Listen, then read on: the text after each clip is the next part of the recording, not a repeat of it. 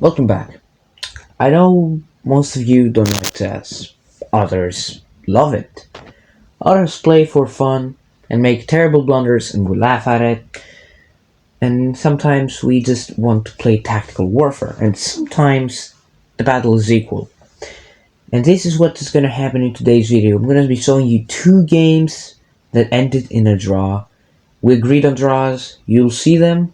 If I miss anything, please let me down. Unless you're a grandmaster, no need to do that.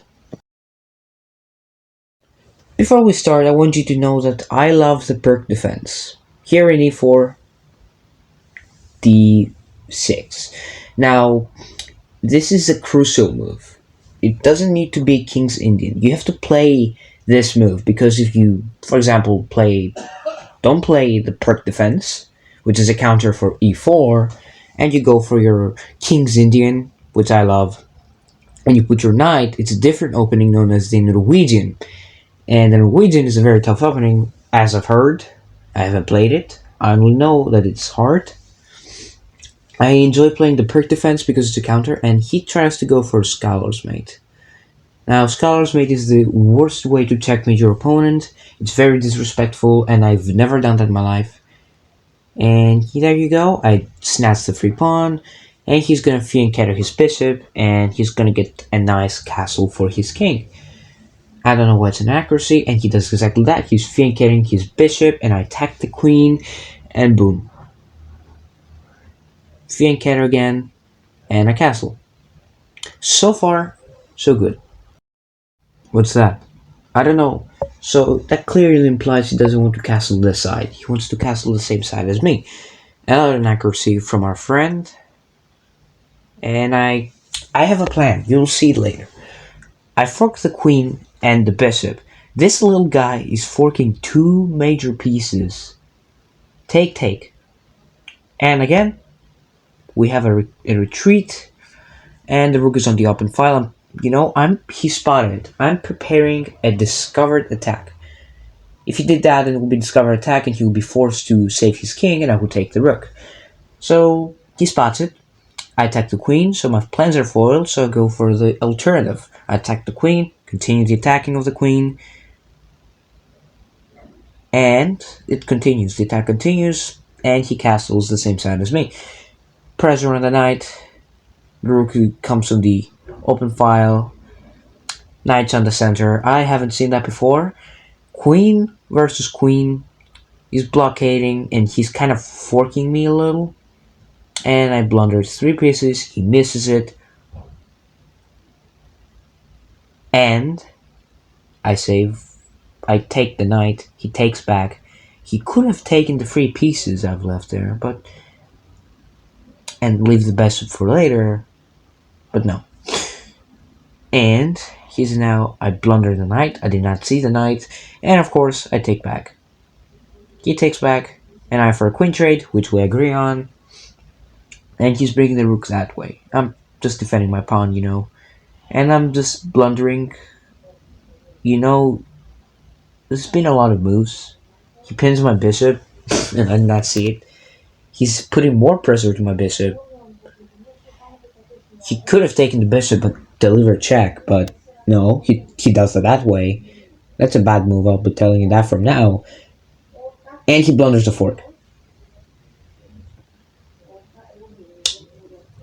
Please decide if it's a great move or not. And of course, he retreats. I take the bishop, and he's pushing pawns. I take another pawn, blunders another pawn, but I do his Riesenschach. And in this position, we agreed on a draw because the game could not continue. No, that's the wrong move. That is also a wrong move. I did not mean to play that. Basically, there is not many things we can do in this position. That's also a wrong move. There's not many things. Now, there was a mate in 20, but I didn't see it. I'm not a grandmaster, and so is he not. So we didn't really see the mate in 20. So that was the first game. That's a brief recap I'm doing. Crazy game. Ended in a draw. Let's go to the next one. I want to tell you from now this game was one of the craziest I've ever played. One of the craziest. in my levels. E4, E5.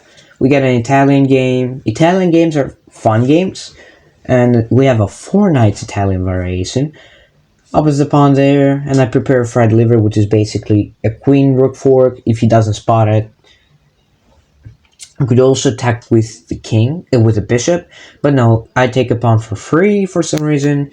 He wants to attack, I block that idea. Attacks my bishop, I offer trade. That was an inaccuracy because now I can open a file for my rook. The A file. The corner, you know. If I took with the other pawn, it cramps my thing a little more. It's just not that comfortable, you know, having a cramped, closed opening, but the bad structure with pawns. Not very appetizing, if you ask me. So I took with that. Despite double pawns, a good move because, you know, you have an open file for a rook. I attack another pawn, take, and he gives me a free bishop for some reason, I don't know what, ask him.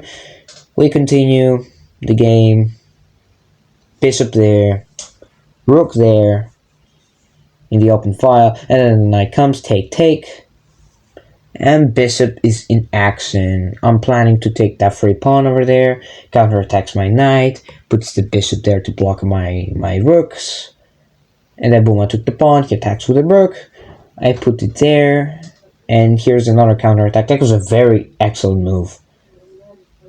Because now he's going to take the bishop, there he goes, and I attack the rook. Attacks my queen, but I offer a queen trade. The top engine move was kind of different. I'll show you the top engine move in a sec. Basically, the top engine move was to pin the rook to the queen, but that's simply counterable with the pawn on the A file. But no, he doesn't want to trade. I insist on trading. A great move, because now I can take a free pawn, but the pawns mean nothing if you're a grandmaster, and he's pushing the pawn. Now, this I tell you, this is where the draw begins. Pinning my knight by myself, and here, attack it. Now, normally, normal people would play something normal, like rook, attack rook or something. In this position, something magnificent happened. I sacrificed one piece. That was a wrong move. I don't know why it's a miss here. I don't understand it, but I did one great thing. In this position, I sacrificed the rook! Rook to b2. This is an incredible move. This is supposed to be brilliant. I don't understand why it's not brilliant. Maybe because it can be eaten 2 times.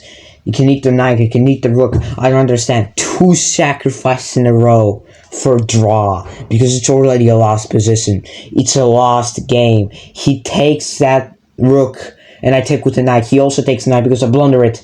And here becomes the pawn pause. The pawn push. I can't spell anything. I don't understand why it's... I slide the rook away, taking a pawn. And when I say that this is basically where the draw begins, I don't joke. This is where the thing begins. Basically, all of the pawns are blocked.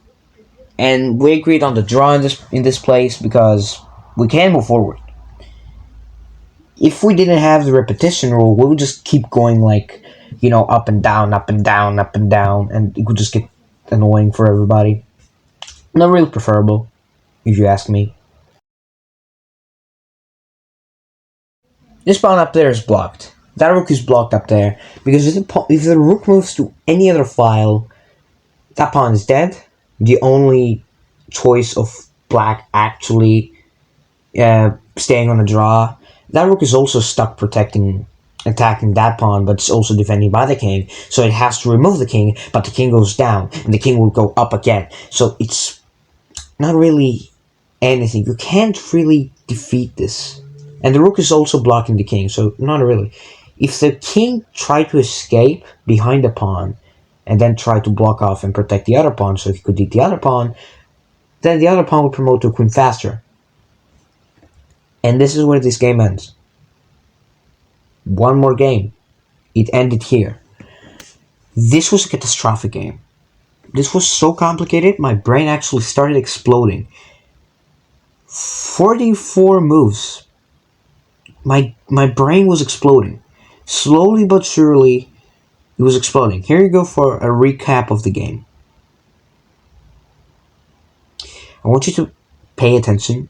If you didn't understand anything, you can always ask in the comments down below. I'm not a grandmaster, but I play chess good. I also suck at blitz. Don't ask me to play blitz. My blitz rating is 327.